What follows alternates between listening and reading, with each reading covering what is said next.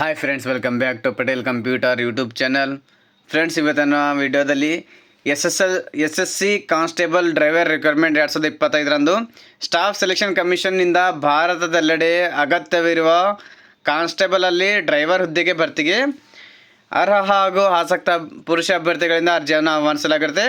ಹುದ್ದೆಗಳ ಭರ್ತಿಗೆ ಸಂಬಂಧಿಸಿದಂತೆ ಹುದ್ದೆಗಳ ಸಂಖ್ಯೆ, ಕರ್ತವ್ಯ ಸ್ಥಳ, ಶೈಕ್ಷಣಿಕ ಅರ್ಹತೆ, ವಯೋಮಾನ, ಅರ್ಜಿ ಸಲ್ಲಿಕೆ ವಿಧಾನ ಹಾಗೂ ಇತರ ಮಾಹಿತಿಯನ್ನು ಈ ಒಂದು ವಿಡಿಯೋದಲ್ಲಿ ಸಂಪೂರ್ಣವಾಗಿ ತಿಳಿಸ್ಕೊಡ್ತೀನಿ. ಮೊದಲಿಗೆ ನಮ್ಮ ಚಾನಲ್ಗೆ ನೋಡ್ತಾ ಇದ್ದರೆ ನಮ್ಮ ಚಾನಲ್ಗೆ ಸಬ್ಸ್ಕ್ರೈಬ್ ಆಗಿ ಹಾಗೂ ಪಕ್ಕದಲ್ಲಿರುವ ಬೆಲ್ ಬಟನನ್ನು ಆನ್ ಮಾಡೋದನ್ನು ಮರಿಬೇಡಿ.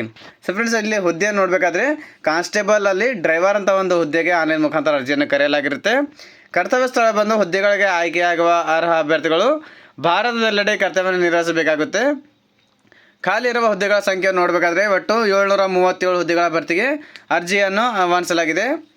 ನಿಗದಿಪಡಿಸಿರುವ ಶೈಕ್ಷಣಿಕ ಅರ್ಹತೆ ನೋಡಬೇಕಾದ್ರೆ ಮಾನ್ಯತೆ ಪಡೆದ ವಿದ್ಯಾಸಂಸ್ಥೆಯಿಂದ 12ನೇ ತರಗತಿ ಅರ್ಹತೆ ಪಡೆದಿರಬೇಕು. ಭಾರಿ ವಾಹನ ಚಾಲನಾ ಪರವಾನಗಿ ಹೊಂದಿರಬೇಕು.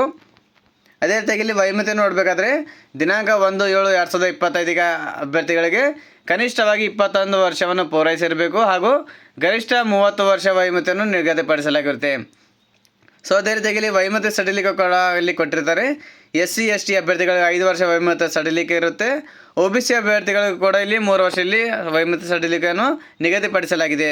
ಇಲ್ಲಿ ವೇತನ ಶ್ರೇಣಿಯನ್ನು ನೋಡಬೇಕಾದ್ರೆ ಇಲ್ಲಿ ಹುದ್ದೆಗಳಿಗೆ ಆಯ್ಕೆಯಾದ ಅಭ್ಯರ್ಥಿಗಳಿಗೆ ಮಾಸಿಕವಾಗಿ 21,700 ರೂಪಾಯಿಂದ 69,100 ರೂಪಾಯಿವರೆಗೂ ಶ್ರೇಣಿಯಲ್ಲಿ ವೇತನವನ್ನು ನೀಡಲಾಗುತ್ತೆ.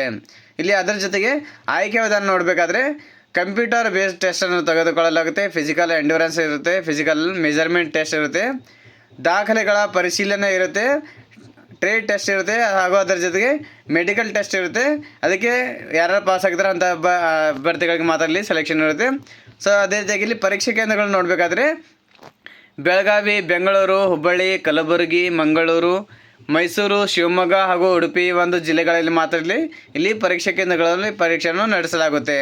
ಸೊ ಅದೇ ರೀತಿಯಾಗಿ ಇಲ್ಲಿ ನಿಗದಿಪಡಿಸುವ ಅರ್ಜಿ ಶುಲ್ಕದ ವಿವರ ನೋಡಬೇಕಾದ್ರೆ ಮಹಿಳಾ, SC ST, ಮಾಜಿ ಸೈನಿಕ ಅಭ್ಯರ್ಥಿಗಳಿಗೆ ಯಾವುದೇ ರೀತಿಯಾಗಿ ಅರ್ಜಿ ಶುಲ್ಕವನ್ನು ಇರೋದಿಲ್ಲ. ಉಳಿದ ಅಭ್ಯರ್ಥಿಗಳಿಗೆ 100 ರೂಪಾಯಿ ಇಲ್ಲಿ ಅರ್ಜಿ ಶುಲ್ಕವನ್ನು ನಿಗದಿಪಡಿಸಲಾಗಿದೆ.